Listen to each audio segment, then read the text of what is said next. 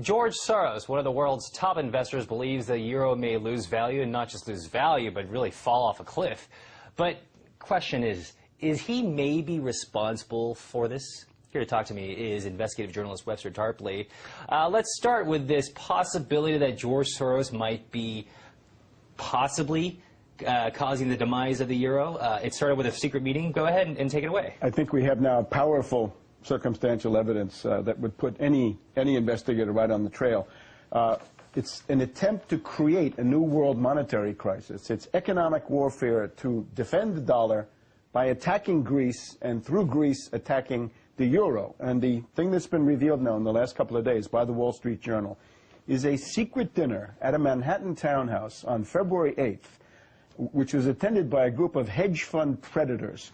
And these sociopaths, over a dinner of filet mignon, planned a speculative attack on Greek bonds and the euro using leverage rates of 20-1. And who was there? Monness, Crespi and Hart, a boutique investment bank, SAC Capital Advisors, Greenlight Capital, Brigade Capital, and above all, Soros Fund Management. Now, Soros had been preparing the ground, saying he thought that the euro was in danger of falling apart and breaking up. And the idea is to organize a bear raid against the euro as a means of relieving the speculative pressure against the dollar. And of course, Greece is the weak flank. They say that the consensus around this table over the filet mignon, any outcome of the Greek debt crisis is going to be very bad for the euro. And then they go on to say, in this Wall Street Journal account, that as soon as you get Greece going, that's the first domino.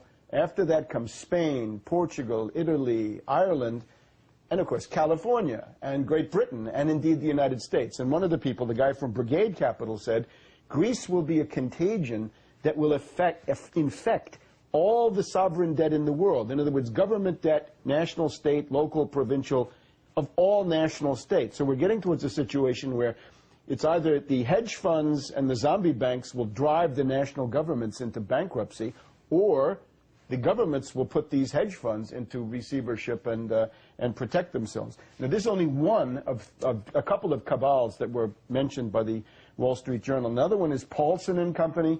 It's different Paulson. It's not the same Paulson. Hank Paulson. Globop Financial Services. And then we have a group of zombie banks, all of them surviving because of U.S. taxpayer money. That would be Goldman Sachs. They couldn't be out of it. Bank of America Merrill Lynch, and Barclays Bank. And remember, they were saved by the U.S. through AIG derivatives payments. So a lot of these people, of course, there to make money, but there's also a political purpose. It's to mask the weakness of the dollar. The dollar reached a low in the first week of December after falling all during the fall at about $1.50, 51 to a euro. Since then, the euro has been losing. So it's a support operation for the dollar. Now, the London Economist and the Wall Street Journal and the Financial Times have all been mocking the Greeks and Prime Minister Zapatero of Spain, who has talked about international speculative conspiracy. They say, look, you guys are paranoid, this is conspiracy theory.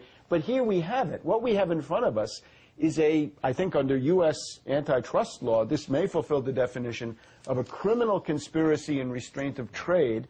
And if they were doing this in the U.S. stock market, that would be a pool, and that would be illegal. So I think it's clear that what Greece needs is not austerity, but they need to do things like ban derivatives. They need to outlaw credit default swaps.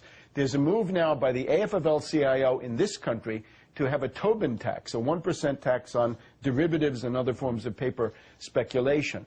And of course, countries where there are independent magistrates, you know, Spain, Italy, maybe some of them are going to get interested in this. The other thing, of course, a bear raid to counter this speculation and maybe punish these speculators for what they're doing. Mr. Tarpley, chock full of information. Thank you so much for joining us again. Thank you.